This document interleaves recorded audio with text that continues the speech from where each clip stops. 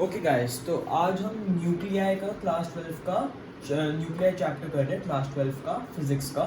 And ये है lesson 1 जिसमें हम बेसिक्स सीखेंगे। बेसिकली एटम के न्यूक्लियस के बारे में थोड़ा बहुत देखेंगे। हम देखेंगे क्लासिफिकेशन ऑफ न्यूक्लियस, जिसमें हम देखेंगे आइसोटोप्स, आइसोटोन्स एंड आइसोबार्स के बारे में। आइसोमर्स भी होते हैं बट वो नेक्स्ट लेक्चर में होएगा। एंड हम उसके शेप, साइज एंड डेंसिटी के बारे में देखेंगे। ठीक है, तो आज की वीडियो बहुत इंटरेस्टिंग होने वाली है। एंड ये पूरी न्यूक्लियाई की सीरीज़ बहुत ज़्यादा आपको मज़ा आएगा ये चैप्टर्स पढ़ के। तो लेट्स गेट स्टार्टेड। ठीक है, अब आप बेसिक से थोड़ा बहुत स्टार्ट कर लेते हैं। एटम अपने को पता है क्या होता है।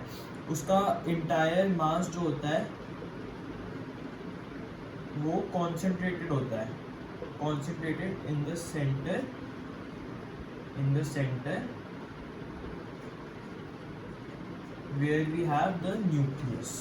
ठीक है, तो सारा का सारा मास न्यूक्लियस में होता है। अब आपकी एनसीईआरटी या जो भी बुक आप फॉलो कर रहे हो उसमें एग्जाम्पल दिया हुआ है कि आप पूरे रूम को एक एटम मान लो।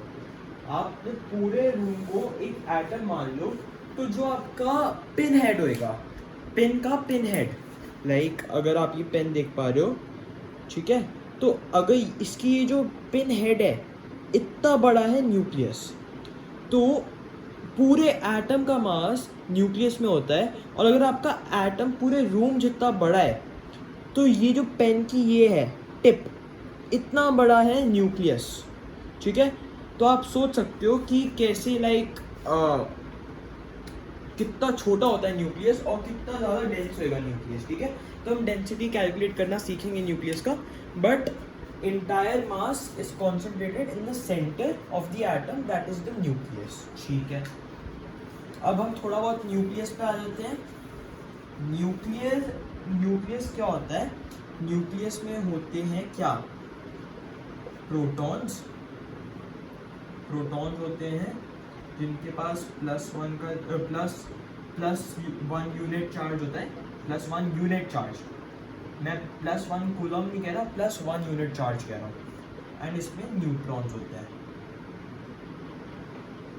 जिसमें नो चार्ज होता है। ठीक है, एंड इन दोनों को साथ में हम कहते हैं न्यूक्लियॉन्स। तो जब भी आप न्यूक्लियॉन्स के बारे में सुनोगे, आपको पता होना चाहिए कि आप प्रोटॉन्स प्लस न्यूट्रॉन्स के बारे में बात कर रहे हो। तो जब भी आप न्यूक्लियॉन्स को रेफर करोगे, आप प्रोटॉन्स प्लस न्यूट्रॉन्स को रेफर कर रहे हो। ठीक है, तो एक न्यूक्लियस में होते हैं प्रोटॉन्स, न्यूट्रॉन्स, और उन्हें साथ में कहते हैं न्यूक्लियॉन्स। अब हम देखते हैं रिप्रेजेंटेशन ऑफ एन एलिमेंट। आपकी पीरियोडिक टेबल में भी होता है, बट हम देखते हैं रिप्रेजेंटेशन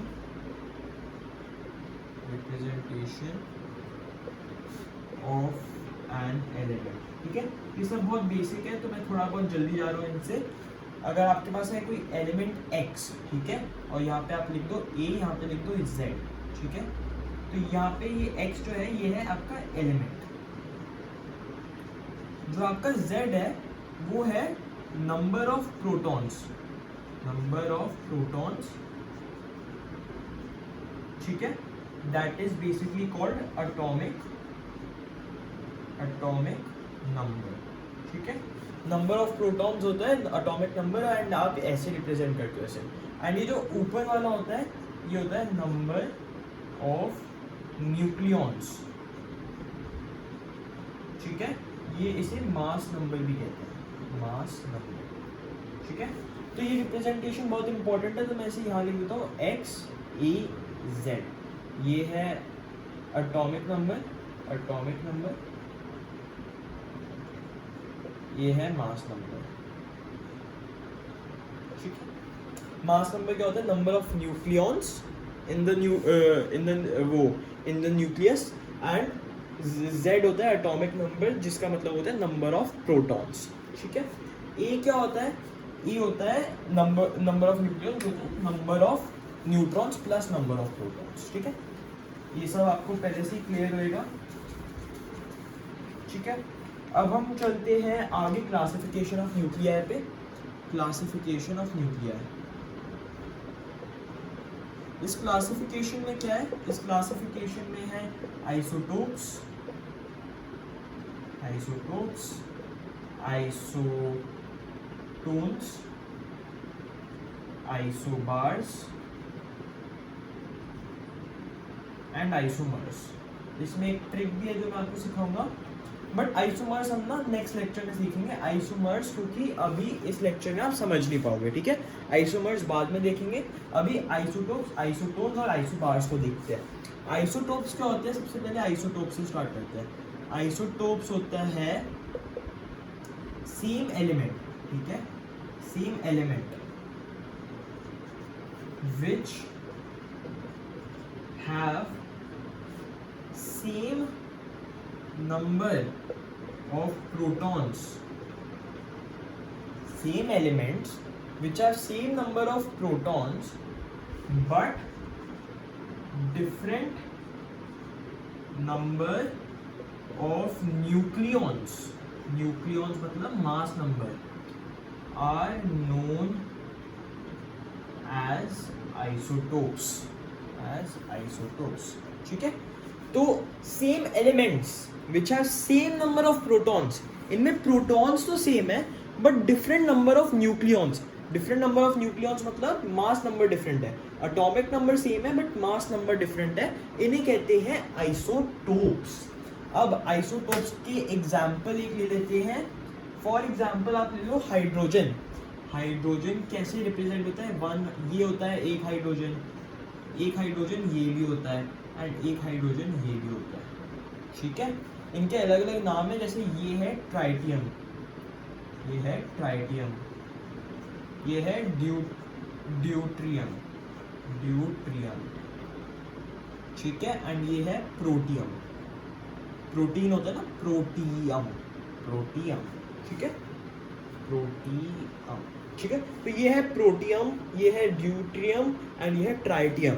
अब इस ट्राइटियम में क्या है, एक प्रोटॉन है, ड्यूट्रियम में क्या है, एक प्रोटॉन, प्रोटियम में क्या है, एक प्रोटॉन, बट यहाँ पे मास नंबर है इसका 1, इसका है 2, इसका है 3, ठीक है।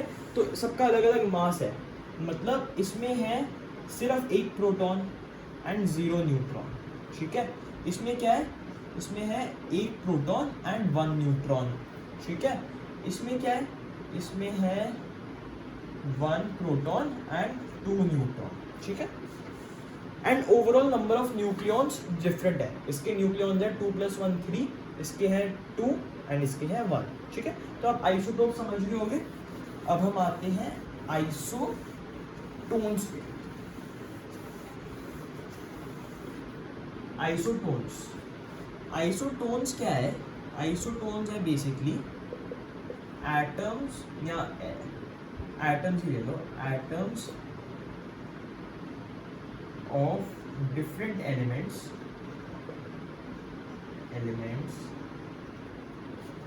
एटम्स ऑफ डिफरेंट एलिमेंट्स, ठीक है, having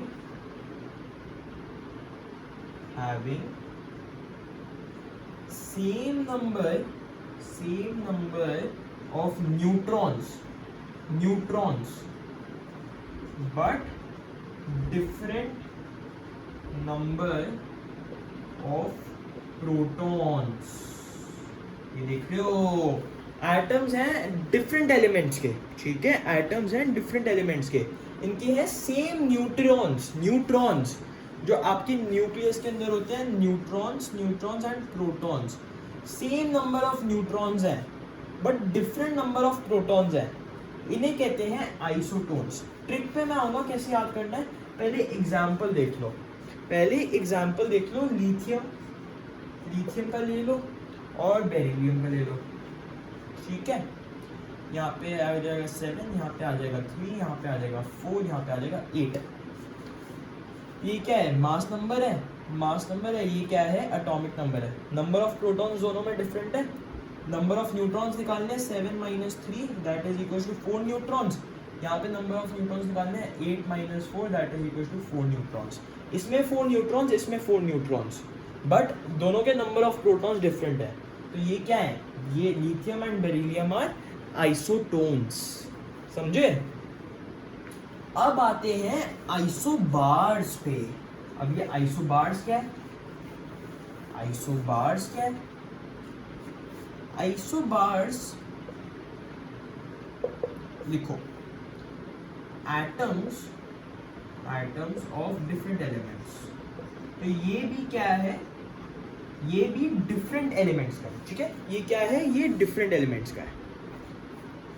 Who have same number of nucleons, same number of nucleons, nucleons मतलब number of protons plus number of neutrons, मतलब पहले वाले एटम का नंबर ऑफ प्रोटॉन प्लस पहले वाले एटम का number of neutron is equal to दूसरे atom का प्रोटॉन प्लस न्यूट्रॉन, ठीक है। ये है आइसोबार्स जिसके न्यूक्लियॉन्स का नंबर सेम है, न्यूक्लियॉन्स सेम है, but have different protons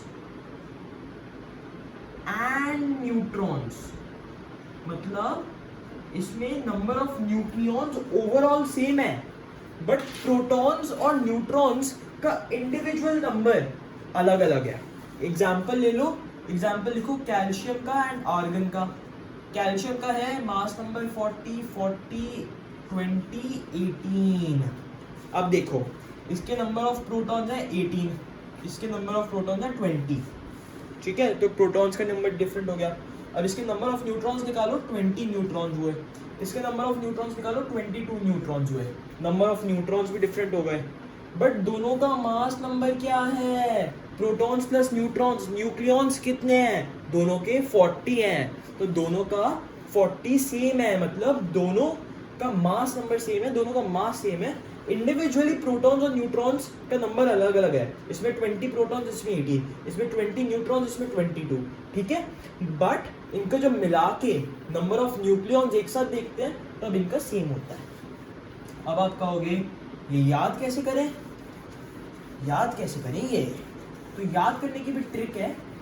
trick ये है, यहाँ पे देखो आइसोटोप्स में P, यहाँ पे देखो आइसोटोन्स में N, यहाँ पे देखो B, ठीक है।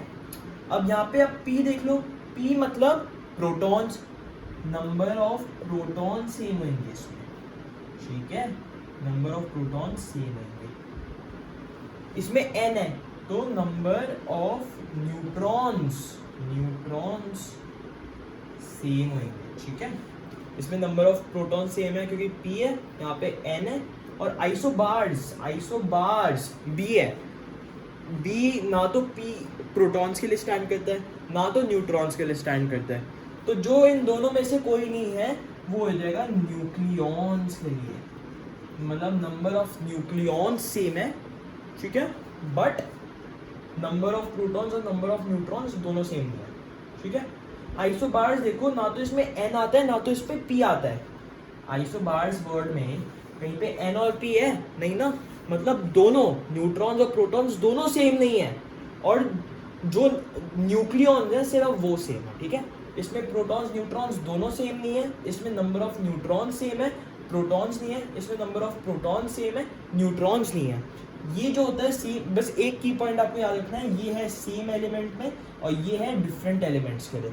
यहाँ पे हम सेम एलिमेंट्स को कंपेयर कर रहे होते हैं, यहाँ पे हम डिफरेंट एलिमेंट्स को कंपेयर कर रहे होते हैं, ठीक है। तो जैसे आइसोटोन्स में हमने किसको कंपेयर करा था? हमने लिथियम और बेरिलियम को करा था। आइसोबार्स में हमने कैल्शियम और आर्गन को करा था, ठीक है, बहुत बढ़िया। अब नेक्स्ट उस पे चलते हैं टॉपिक पे। नेक्स्ट टॉपिक है शेप ऑफ अ न्यूक्लियस। अब बहुत बात कर ली है ऐसे क्लासिफिकेशन और ये सब, अब हम थोड़ा मेन टॉपिक पे आ रहे हैं। शेप भी थोड़ा सा इजी टॉपिक है, फिर साइज और डेंसिटी बहुत इंपॉर्टेंट टॉपिक है। पहले शेप देख लो। शेप जो होती है ना इसकी, शेप सिंपल टर्म्स में स्फेरिकल, आप हमेशा स्फेरिकल लोगे इसकी शेप, ठीक है। थोड़ी सी डेविएशन होती है, बट ये जो होती है ना लेस देन 10% होती है, ठीक है। थोड़ी सी डेविएशन होती है बट जो भी होती है वो लेस देन 10% होती है, लेस देन इक्वल, ठीक है। डेविएशन हमेशा लेस देन इक्वल्स टू 10% होती है। तो जब भी हम न्यूक्लियस के बारे में बात करेंगे हमेशा उसकी शेप हम स्फेरिकल लेंगे, ठीक है, हमेशा स्फेरिकल लेंगे। But keep in mind perfect sphere नहीं होता, परफेक्ट स्फीयर नहीं होता। ठीक है, अब हम आ जाते हैं साइज ऑफ न्यूक्लियस पे। ठीक है, ये तो अब हमने इजी बातें कर ली। अब बातें बहुत कर ली, कैलकुलेशन का टाइम आ रहा है, तो अब थोड़ा सीरियसली देखो। साइज ऑफ न्यूक्लियस, न्यूक्लियस हमने क्या देखा, स्फीयर है, इसका होएगा कुछ रेडियस। साइज निकालने के लिए हमें बस रेडियस चाहिए। ठीक है, हमें चाहिए रेडियस। अब इसका वॉल्यूम क्या होती है, 4 पाई आर क्यूब, नहीं 4/3 pi are cube, 4/3 pi are cube, ये होती है स्फीयर की वॉल्यूम। ठीक है, एंड एक्सपेरिमेंटली देखा गया volume of nucleus is proportional to the number of nucleons present in it। देखा गया experimentally volume of nucleus is proportional to number of nucleons present in it. अब आप थोड़ा सा लॉजिक लगाओगे ना, तो ये थोड़ी ऑब्वियस सी बात है। अगर आपके पास एक प्रोटॉन होएगा तो वो कम जगह लेगा, अगर आपके पास 3 प्रोटॉन होंगे, 3 प्रोटॉन और 3 न्यूट्रॉन होंगे तो वो ज़्यादा जगह लेंगे। अगर आपके पास 10 प्रोटॉन है और 10 न्यूट्रॉन है तो वो और ज़्यादा जगह लेंगे। तो volume of nucleus is proportional to number of nucleons present in it. ठीक है, अब इसे थोड़ा मैथमेटिकल टर्म्स में लिखते हैं। वॉल्यूम को लिख लो V। ठीक है, एंड नंबर ऑफ न्यूक्लियॉन्स क्या होता है आपका A, मास नंबर। ठीक है, यहाँ पे देखो A, तो यहाँ पे A, बहुत बढ़िया। अभी देखा 4/3 पाई आर क्यूब होती है स्फीयर की volume, 4/3 pi are cube is proportional to A वापस याद रखना नंबर ऑफ न्यूक्लियॉन्स है। ठीक है, 4/3 pi are cube is proportional to A। अब ये देखो, प्रोपोर्शनैलिटी जब हम देख रहे होते हैं तब हम वेरिएबल्स में कंपेयर कर रहे होते हैं, जब हम वेरिएबल्स को कंपेयर कर रहे होते हैं तब प्रोपोर्शनैलिटी हम यूज करते हैं। यहाँ पे 4/3 पाई देखो क्या है, 4/3 पाई क्या है, ये तो कांस्टेंट है ना, कांस्टेंट। 4/3 पाई क्या है, 4/3 पाई है 4/3 इंटू 22/7। ये वैल्यू हमेशा सेम रहेगी regardless of whatever value r की है, ए की है, 4/3 पाई की वैल्यू तो हमेशा सेम रहेगी। तो जब हम प्रोपोर्शनैलिटी देख रहे होते हैं तो हम इसे हटा सकते हैं। ठीक है, तो हम लिख देंगे R cube is proportional to A. ठीक है, क्यों, क्योंकि ये 4/3 pi R constants regardless of R की वैल्यू और ए की वैल्यू, इसकी वैल्यू कभी चेंज ही नहीं होगी। जब चेंज ही नहीं होनी वैल्यू तो प्रोपोर्शनैलिटी में हमें इसकी जरूरत ही नहीं है, तो हम उसे हटा सकते हैं। अब इसे क्यूब को वहां ले जाओ तो r is proportional to a raise to the power 1/3 a का क्यूब रूट। तो आपका रेडियस जो भी होएगा लाइक अपने न्यूक्लियस का, that will be proportional to cube root of आपका number of nucleons, cube root of mass number. ठीक है, ये आपका आ गया ये इम्पोर्टेंट कंक्लूजन। यहाँ लिख लो, कहाँ लिखोगे, L1 हटा देता हूँ, r is proportional to a raised to power 1/3। ठीक, तो अब इसे थोड़ा सा रब कर देते हैं, साइज को भी थोड़ा छोटा लिख देता हूँ।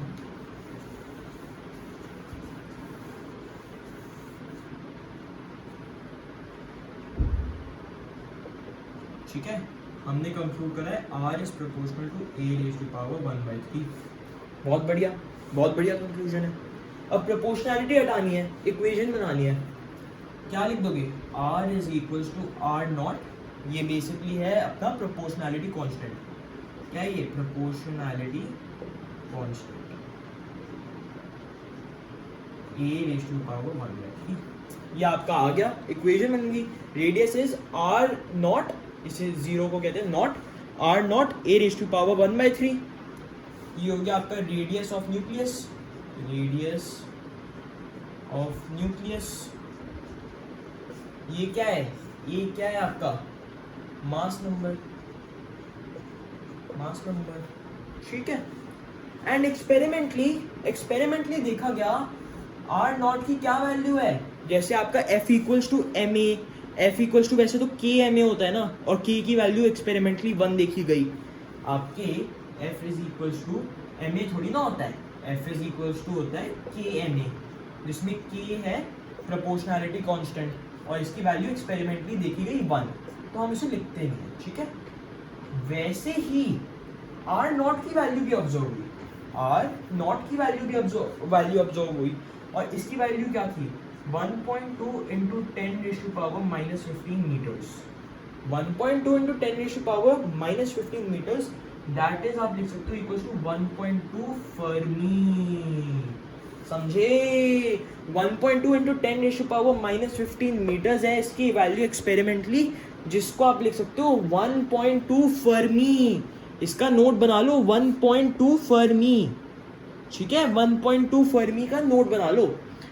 आपकी आर नॉट की वैल्यू होती है 1.2 फर्मी। बहुत ज़्यादा बढ़िया, बहुत बढ़िया।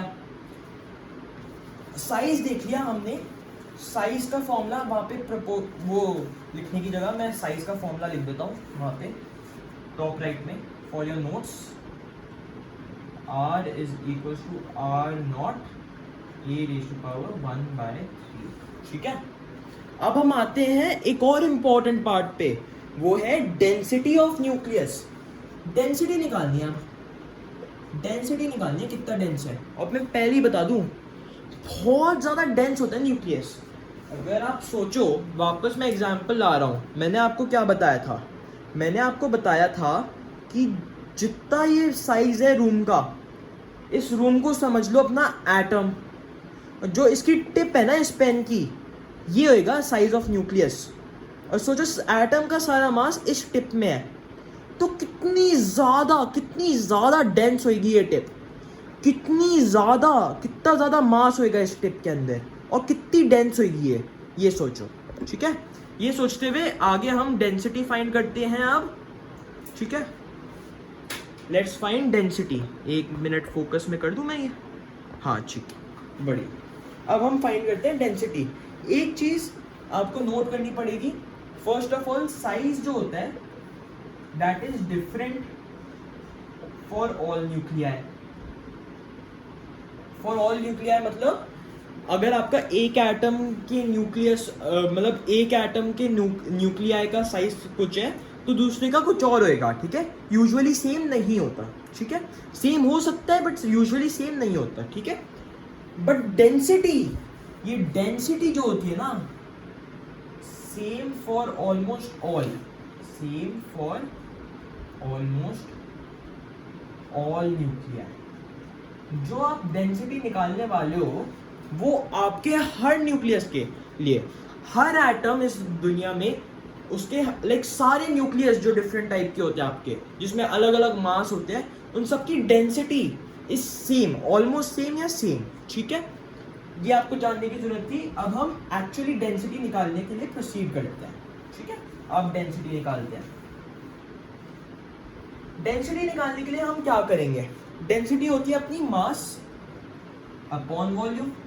मास किसका, वॉल्यूम किसकी, मास न्यूक्लियस का, वॉल्यूम न्यूक्लियस का, ठीक है। बहुत बढ़िया, बहुत बढ़िया। वॉल्यूम हमें पता है 4/3 पाई आर क्यूब, ठीक है। इसे अभी सिंप्लीफाई करेंगे, ठीक है। 4/3 पाई आर क्यूब, हमें वैसे तो वॉल्यूम पता ही है ना, 4/3 पाई आर क्यूब होती है।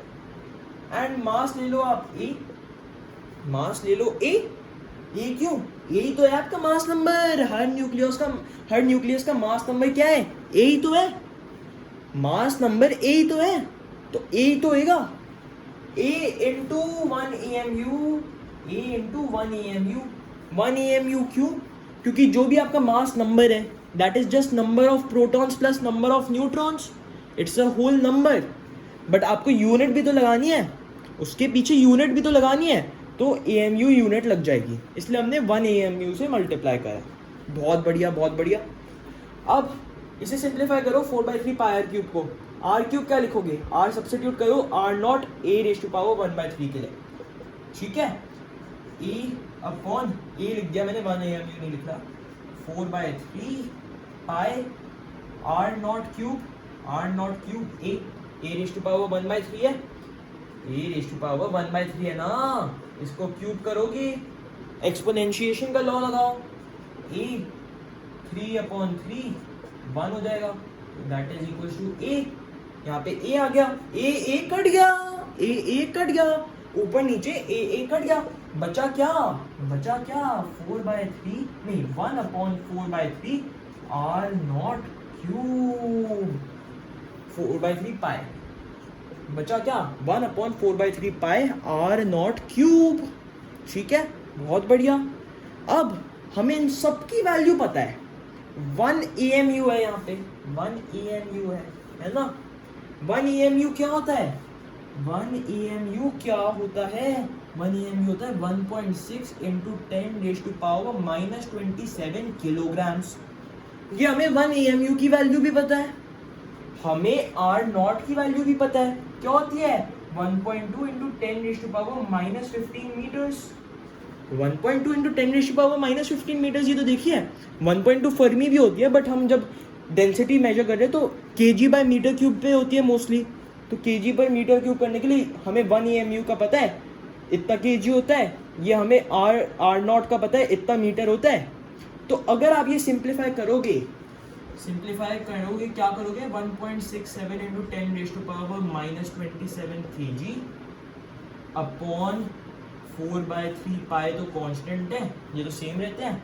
R0 क्या है, R0 है 1.2 × 10⁻⁻15, 1.2 × 10⁻⁻15 यहाँ पे 3 मत भूलना।